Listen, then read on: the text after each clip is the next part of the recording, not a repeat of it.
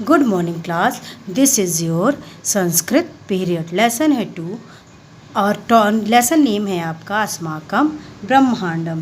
प्यारे बच्चों, जैसा कि मैंने कल वर्ण के विषय में पढ़ाया था और बताया था कि वर्ण के 2 भाग होते हैं। पहला है स्वर, दूसरा है व्यंजन। स्वर और व्यंजन के तीन भाग होते हैं, जिसे आप सबने पढ़ा था। आज हम पाठ 2 का अस्माकम ब्रह्मांडम के विषय में, जैसा कि मैंने प्रीवियस वीडियो में पाठ को पढ़ा करके समझाया था, और आज हम उसी पाठ से संबंधित आपको उस पाठ का अर्थ भी लिखवाएंगे। आज हम उसी पाठ के अर्थ को अच्छे से अपनी कॉपी में लिखेंगे और समझेंगे भी। हमने पहला पैरा आपको दिया है। पहला क्या, 2 पैरे हैं इसके अंतर्गत। अस्मिन ब्रह्मांडे से शुरू है, आपका संति तक जाएगा। ये आपका पार्ट 1 में आएगा। अनुवाद हमने देखिए लिखा है, आप इस पर ध्यान दीजिए। हमारे ब्रह्मांड में बहुत से ग्रह नक्षत्र हैं। आकाश में दिखाई देने वाले मंगल, बुध, गुरु आदि ग्रह नक्षत्रों में सूर्य भी एक नक्षत्र है।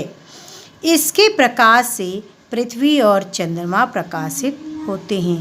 प्यारे बच्चों, जैसा कि मैंने पहले भी चैप्टर में आपको पढ़ाया था कि सूर्य का प्रकाश कुछ इस तरह से तेज होता है कि हम इसके प्रकाश को इकट्ठा भी करते हैं, और इकट्ठा करके हम इसके प्रकाश में सोलर कुकर के माध्यम से खाना भी बनाते हैं, और साथ में कई हमारी मशीनें जो हैं इसके माध्यम से चलते हैं। तो उसी पाठ से आपके लिए यहाँ पर हमने उसका महत्व, किसका महत्व, यानी सूर्य की ऊर्जा का महत्व हमने यहाँ पर बताया है। तो हमने आपको कहाँ तक इसका अर्थ बताया कि इसके प्रकाश से पृथ्वी और चंद्रमा प्रकाशित होते हैं। यह नक्षत्र ऊर्जा का महास्रोत है। यह संसार में गतिशील है, यानी ये रुकता नहीं, हमेशा चलने वाला ही होता है। वैज्ञानिक भी जो हैं इसकी ऊर्जा के प्रति विशेष रूप से उन्मुख मीन्स होता है अग्रसर हैं, यानी इसकी ऊर्जा के लिए वैज्ञानिक भी बहुत सारे खोज भी कर रहे हैं। सूर्य संसार का प्रकाशक है। यह न केवल अंधकार का नाश करता है, बल्कि काल के नियम, काल मतलब आप सब समझते होंगे समय, उसके नियम को, महीने और ऋतुओं का भी ये जनक है। यानी सूर्य गतिशील है तो वो घूमेगा, घूमने से हमारे क्या होंगे, नियम बदलेंगे। यानी सुबह हुई है तो दोपहर होगी, दोपहर हुआ है तो शाम होगी, शाम हुई है तो रात होगी, और रात के बाद फिर अगला दिन आएगा। इसी तरह एक एक दिन बीतते बीतते एक हफ्ता बीतता है, एक हफ्ता बीतते बीतते 15 दिन बीतते हैं, 15 दिन बीतते बीतते आपका महीना भी आ जाता है। और जैसे जैसे आपका महीना बीतेगा वैसे वैसे आपकी ऋतुएं भी बदलती नज़र आएंगी। इसलिए इसे सभी यानी नियम, महीने और ऋतुओं का पिता इसे कहा गया है। इसकी ऊष्मा मीन्स आप सब समझते होंगे गर्मी।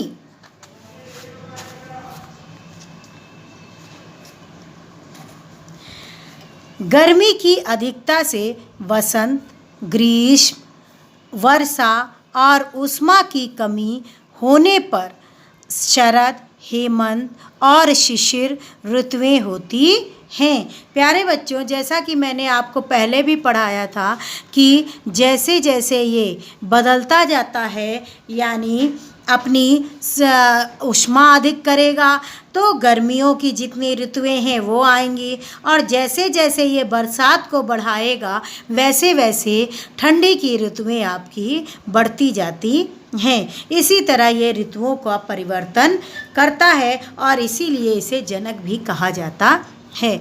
आधुनिक युग में यंत्र आदि के संचालन के लिए और खाना पकाने के कार्य में भी सूर्य की ऊर्जा का प्रयोग किया जाता है।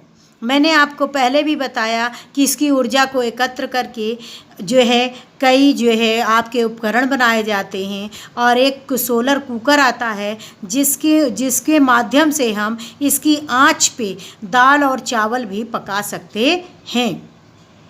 गाँव में जहाँ बिजली के साधन कम हैं वहाँ दिन में यंत्र के माध्यम से सूर्य की ऊर्जा को एकत्रित करके बिजली जलाई जाती है। यानी जहाँ पर आपके कम है बिजली के स्रोत कम हैं वहाँ पर सूर्य की ऊर्जा को ही एकत्र कर के एक क्या बनाते हैं, उपकरण बनाते हैं और उसकी ऊर्जा को एकत्रित करते हैं और बिजली बनाते हैं, और इन बिजलियों से सिंचाई का कार्य भी करते हैं।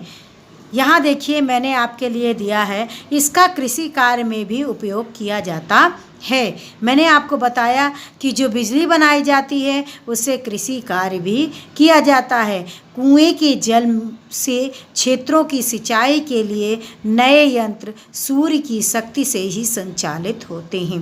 प्यारे बच्चों, जैसा कि आप सब जानते हो कि जैसे आजकल हम बिजली के माध्यम से आपका टुल्लू पंप उसी कुएं में लगा दें या नल के पाइप में लगा करके पानी को खींचते हैं, ठीक उसी तरह से सूर्य की ऊर्जा से भी हम यंत्र बना करके उस यंत्र के माध्यम से पानी को खींचते हैं और खेतों की सिंचाई करते हैं। इस तरह आप सब समझ सकते हैं कि यह हमारे लिए बहुत ही महत्वपूर्ण होता है। प्यारे बच्चों, जैसा कि आप सबको पता है कि ये हमने पार्ट 1 यानी 2 पैराग्राफ का ही अर्थ लिखवाया है। आगे का भाग हम कल करवाएंगे, और आप इसी के नीचे ऐसे ही जैसे यहाँ पर हमने समाप्त किया है, ठीक उसी तरह से आप यहाँ से अगले पैराग्राफ का अर्थ लिखना अगले दिन आप शुरू करेंगे। आपका होमवर्क बेटा वो ये है कि पाठ का